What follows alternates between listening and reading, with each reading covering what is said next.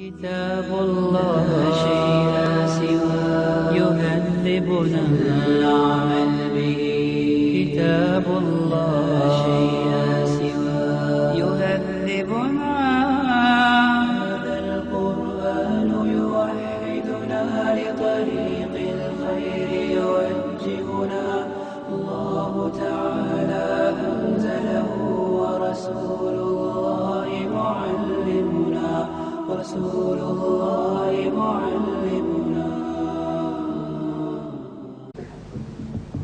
Good evening, brothers and sisters. Welcome here tonight, and we apologize for the late delay, I would say. And I guess Brother Gary Miller does not need much introduction because he's been here a couple of times before. So we'll cut it short to just let the lecture go on, and I give you Brother Gary. Thank you. Bismillah ar-Rahman ar-Rahim. Assalamu alaikum.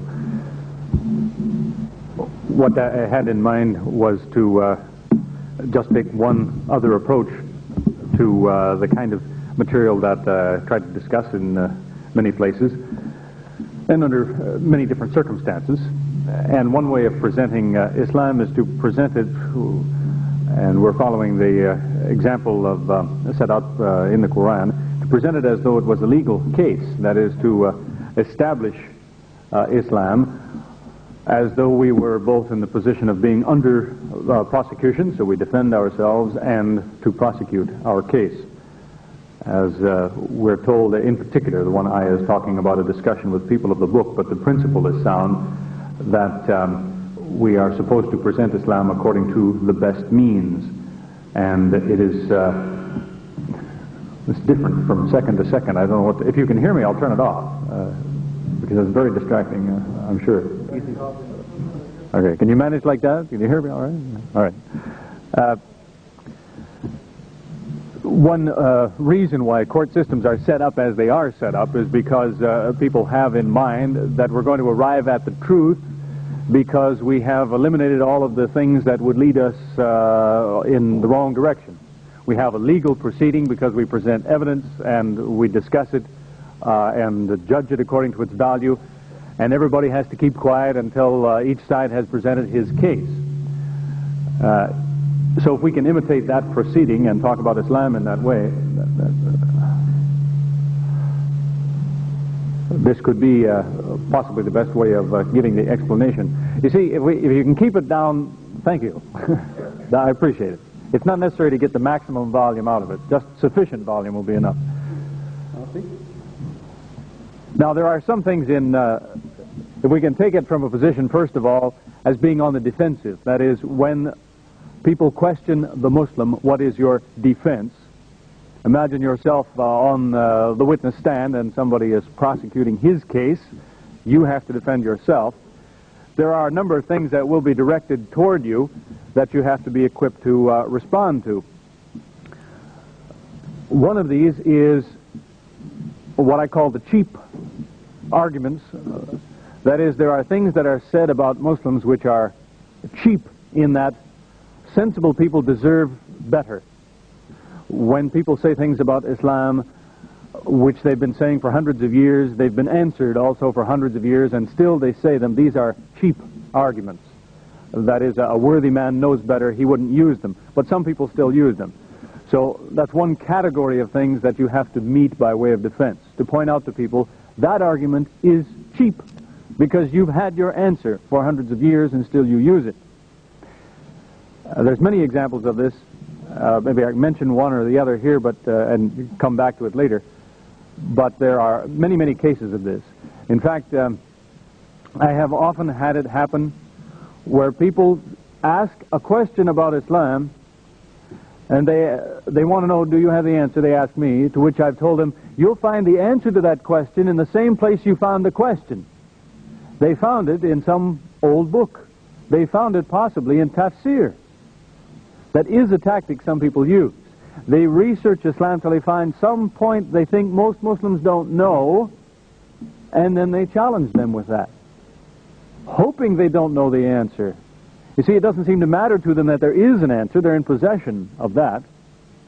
Somebody only told me a few days ago when I was in the UK about a missionary who had gone to India, and he asked a question, and no one in the community could answer. He was challenging the Muslims. No one could answer until a man came from a neighboring community. He gave the answer to that question. The missionary left. He went to East Africa. He started asking the same question again. The Muslims there didn't know the answer. They started writing letters, and as it happened, a letter, they were asking people about this matter, a letter found its way back to this village where the missionary had been before. A group of people got together and they sent the man who answered him to East Africa. He approached the man then one day when he was offering this challenge to the Muslims, and as soon as the missionary recognized him, that was the end of the discussion, he left that country. So you see, there are people who don't care if you have the answer. What they care about is causing a problem. That's what I mean by cheap arguments. An example of that is, as recently as last November, when somebody handed in a question to me. As it happens, he's a Copt from Sudan who is paid by a missionary group, the Fellowship of Faith in Toronto, to come and cause problems. He suggested that in the Quran, Maryam, the mother of Isa, is confused with Miriam, the sister of Harun, because the Bible tells us Harun, Musa, and Miriam were a family, brothers and a sister. And in the Quran it talks about Maryam as being a sister of Aaron, Harun. That's an argument that's 14 centuries old. Muslims have pointed out for 14 centuries that there's many explanations for this, one of which is that when you use the expression in Arabic, you can be talking about someone as part of a family, not literally a sister, anyone who comes from that family line. Well, that's been said for many centuries, but people would still insist, some do, they say, no, it's literal. Somebody made a mistake. You mixed up two people that lived hundreds of years apart, Maryam and Miriam. Well, if they were really honest about that kind of thing, they'd have to face what they have on their own hands.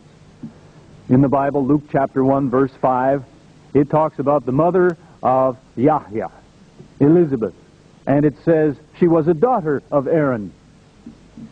If you point that out to the missionary, he'll tell you, no, when we say daughter, we mean a member of the family. We don't mean really a daughter. But when you say sister, you mean really a sister. That's what I mean by a cheap argument. It doesn't matter that that has been replied to satisfactorily for hundreds of years. It keeps showing up in books. So some people don't care of the accuracy of things. They have a case that they're after. There are another type of thing that you may be prosecuted with. There are poorly thought out arguments. That is, they are things people say, but they haven't thought about the finish of what they have started. That is, for an example, of people who have often said to me, the problem with you Muslims is you don't know God. To which I always have to ask them, well, what do you mean, know God? You know God? How do you know Him? To which they will say, well, once God became a man, that's how we know Him. He walked among us. So I always ask them, did you meet Him? They'll tell you no, but we have a book that reports everything He said and did, so we know Him. To which I have always pointed out, well, I've read the same book several times. If this is God, I know Him as well as you. I've read the same words you read. No. I don't mean I know God, I mean I know God. It becomes something he can't tell me now. When you ask him, what do you mean you know Him? He tells you that's the knowledge. He'll quote you a verse from one of Paul's letters that says, this is the knowledge that surpasses all understanding. So I can't even put it into words for you. I mean, I know God. It's not know like the dictionary says know, like I met Him or I read about Him. I know Him in here. I can't tell you about it. So, again, we're following the Quranic principle, which occurs in so many places, that reduces to this, or an aspect of it reduces to this, that people can say what they like, but they should be made to say what they mean when they say it.